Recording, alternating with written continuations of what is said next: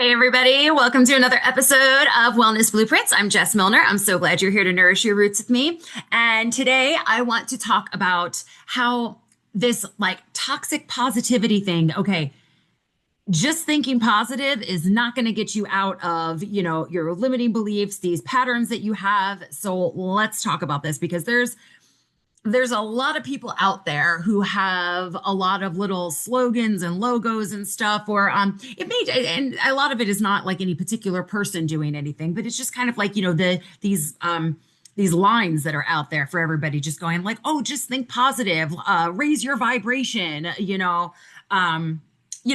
kinds of like little like buzz sayings.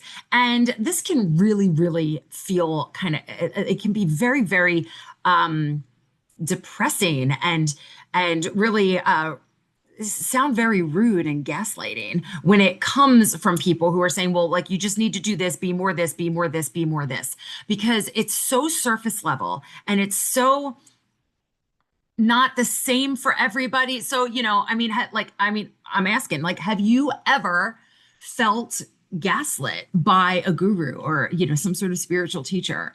And if you've worked with a few, like there might be somebody who you have felt that way from, or maybe you didn't work with them, you were just watching something, listening to something, and I don't think that they're doing it on purpose, like they're not out there like trying to like make you feel inferior. It's nothing like that. It's not like a narcissistic trait or something like that. I suppose some of the time it could be, but overall, I don't think so. I think that it's just that there are these little like buzz phrases and stuff, that they've kind of clawed onto, and they are not helpful, to say the least. So I talk about limiting beliefs and, the biology of belief. We've talked about Dr. Bruce Lipton and a lot of his teachings and everything. And yes, there are limiting beliefs that we have. There are these core patterns that we make when we are younger.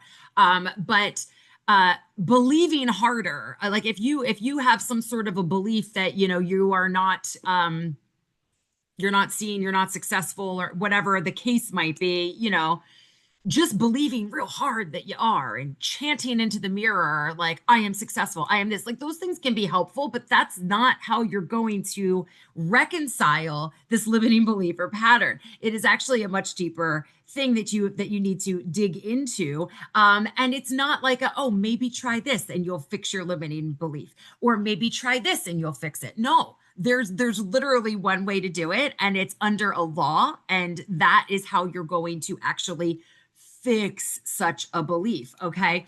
So, to just say, oh, just believe harder. That's like, well, I thought that I really did. I really was believing that I was going to do this. I really did believe that this was going to be the time that it was going to be for me, or, that I was going to, finally get rid of my pain and finally lose this weight and blah, blah, blah, whatever it is. And then it doesn't work. And then you're sitting there thinking like, oh, well, what did I do wrong? I believed so hard. Why didn't it work? Okay. So, because we're looking for these things in the wrong places, basically. So, it's, when you say like, oh, just raise your vibration for, like it, it just, it's not okay. Like, it's mean to people who are experiencing trauma. Oh, just raise your vibration, or like if somebody's super, like they're suffering, they're really depressed, you're going through a grieving process, and somebody walks up to them and goes, hey, just choose joy.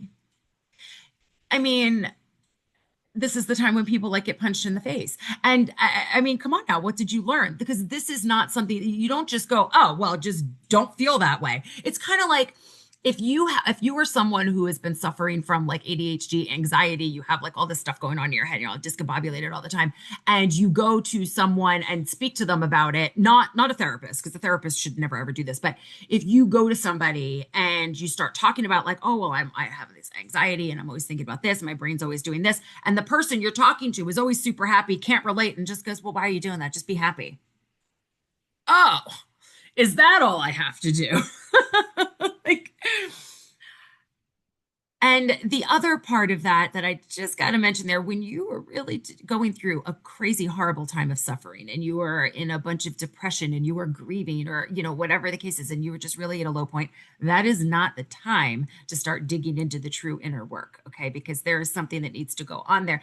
The inner work doesn't need, like, it needs the feelings, but it doesn't need all of those feelings, to be there. You want to be able to tap into your true self at a time when the feeling was much different, because the first time that we felt it and started to believe that we need to feel it that way every time was a much different situation, and it probably wasn't as intense as whatever is causing you such anguish and turmoil right now. So, when you're in the heat of the angst and the turmoil and everything, is probably not the best time. It's going to be at a time when you can feel more centered and be able to look at things more objectively. Because when we are in such an emotional state, which those things happen, I mean, we go through suffering times, and that is totally normal. That is human, and you were supposed to feel those feelings. But you're going to look at everything from a place of emotion for the most part during that time, and that's what you're pretty much meant to do right then. You need to process what you are feeling. So we dig into things when we are coming from a place where we can kind of look at things and go, all right, what the hell is happening here, from a different spot. And when you're in the heat of it, you're not in that spot, and you're not supposed to be, and don't try to go there, because you're just going to fall down. Okay. Another one that is super gaslighting is when people are saying things like, manifest your way out of trauma, or manifest your way to your dreams. And manifesting is kind of weird. So, because like there's people out there who say, oh, I'm a master manifester. Like, come work with me and you're going to be a master manifester too. I get everything I want because I manifested, and blah, blah, blah, blah, blah.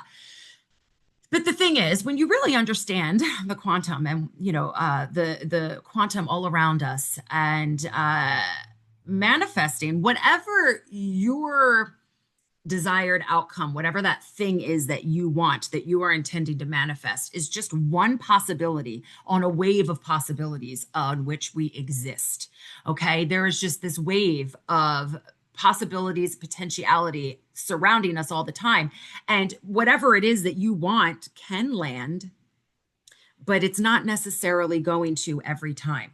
So it's not that you can't, sometimes we're like, oh, I really, really did this. And, and I manifested this. And it's not that you didn't, but you took some steps that were necessary to go there. Because a lot of the time it just starts to be where people are starting to think, well, if I think about it really, really hard, then I just manifest it and it just comes up. It's like, I can dream it up. And like anything that I think of, I can just make happen right in front of me. And they're not doing very much work to achieve it. So when something like that happens, when somebody says that they are a super manifester, and they get everything that they want because they just think about it and bam, it happens within a couple of days, there's usually some sort of privilege going on there that is causing that desired outcome to always land in the favor on that wave of possibilities. So this could be like a physical privilege, or it could be that they have done more work with things, and so the things that they are doing to actually bring that manifestation to them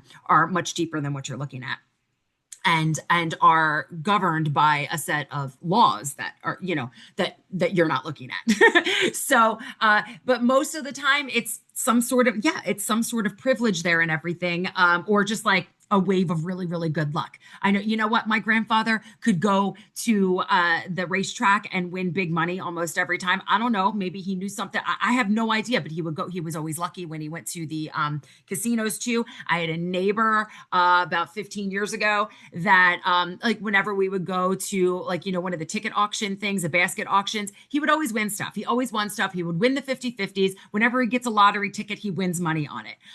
So, I'm not like $10. Like he would win like hundreds and thousands of dollars, on these tickets, like here, there, and everywhere. Some people have some sort of luck like that and everything.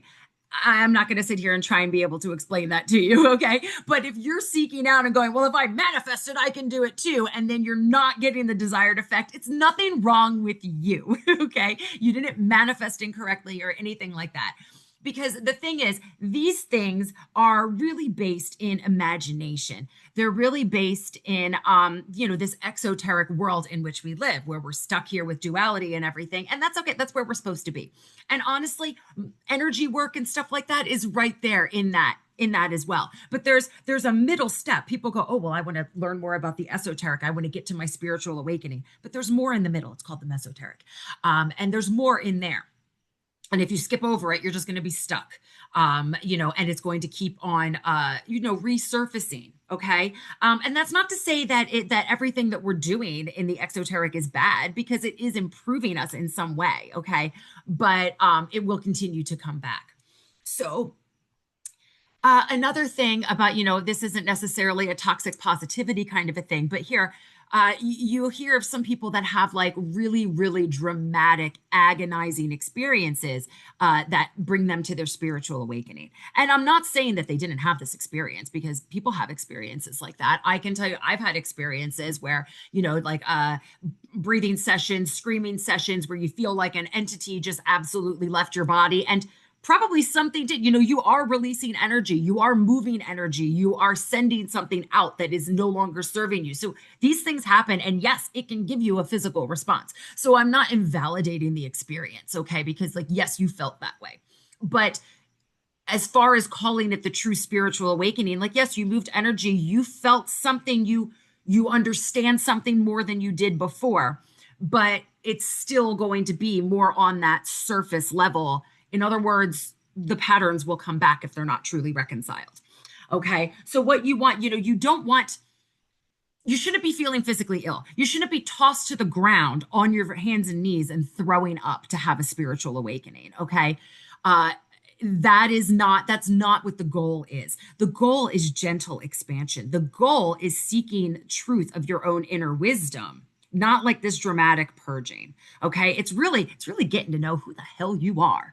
And I can speak from personal experience that most of my life, I didn't really know who I was. And this can be a big thing if you, especially if you're undiagnosed ADHD or autistic or anything, anything in that neurospicy realm where, you would be masking, like, oh, I'm supposed to behave like this, so I behave like this. And after a while, you're like, well, how do I really behave when I'm not masking? Like, what's going on? So that can be one of those things there. You just start to kind of let go and see the inside of yourself a little bit better. And it's okay, just sitting there and being aware and understanding that you don't have to like go full on and like do like crazy aggressive work. Just sitting and being aware is like really all that your spirit needs. Just like be aware that you've got a spirit there and that it is recording everything that you're doing, even though you don't remember it. So, okay. So inner work, is going to be more objective. It's going to be more measurable. So, if Susie has a crazy spiritual awakening thing, but Sally over here does not, it doesn't mean that, like one is having a bigger experience than the other, so because we're not measuring, the severity of the thunderbolt of mysticism that you may or may not have felt, because that is not a necessary component to inner work and inner healing. Okay. So it's not about that mystical experience. We don't need to, because that's going to be subjective. Because just like, you could hear one mother say that she felt no pain, just pressure, and her babies just slid right out, and it was just a wonderful experience. And another mom will tell you that giving birth was the most hellish experience that she's ever had. So, what you can measure is the birth itself and all the statistics stuff. But as far as the pain goes and everything like that, that's not something that's measurable. So don't compare yourself to somebody else. Like, oh, well, they had this big experience and I was expecting that and I didn't have that. And I'm telling you, I was in that position for years, like every time I would go to certain classes, this, that, and the other thing, you're actually out there seeking that big, like mind-blowing, earth-shattering experience. And as fun as that may be, that's not actually getting you to the point where you want to be. And there's that misconception there, because the imagination is so freaking fun that we've made a great big funness out of it. Now everybody wants a piece. And that's normal. So you're not doing anything wrong. Once again, everybody's good. Y'all good. But you don't want to feel left out. So, like I wouldn't want to, host a class and tell everybody all about this and have people like share their experiences about, like what kind of like earth shattering experience they had. And then there's people sitting there on the call that are like, well, I didn't feel any magic with it, but, I did the same things. Did I not do it right? So, we want to do the more grounded things so that we can go, okay, we're going to measure this by way of clarity. We're going to measure it by way of, has your pain gone down? We're going to be able to go, hey, let's take a look at your lab work again. Let's get some labs drawn again. How is everything looking now? We're going to actually see that, that is improving, that the pain has gone down, all that kind of thing. So you want to be able to like all these things that you actually can measure for your body's responses to things. Like I've told the story before of when we removed the emotions from the girl's stomach and gallbladder, she was able to start eating meat again, because even though she was taking the supplements, doing all the lifestyle things she was doing everything that she was supposed to do with her holistic practitioner, but the spiritual work wasn't being done. So that was still standing in the way. We need to do both. We need to, your spirit body holds the blueprints for the physical. So we had to work on that as well. Was it a crazy experience when we released those emotions from her? No.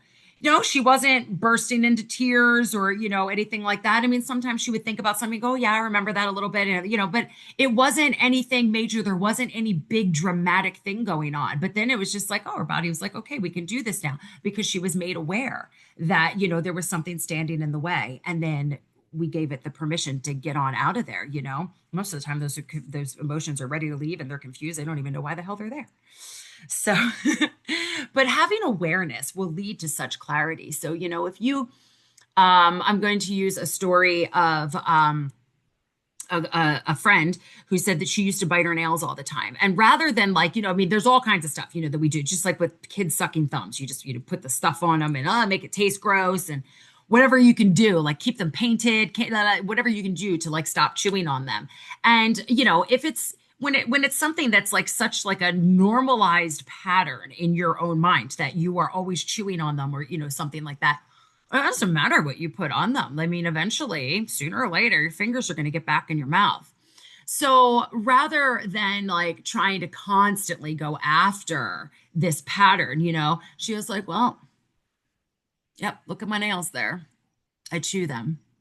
And when she would chew them, she would go, oh, I'm chewing my nails. Look at that. I am aware that I'm chewing my nails. And then she'd, put her hand down, go back to doing what she was doing.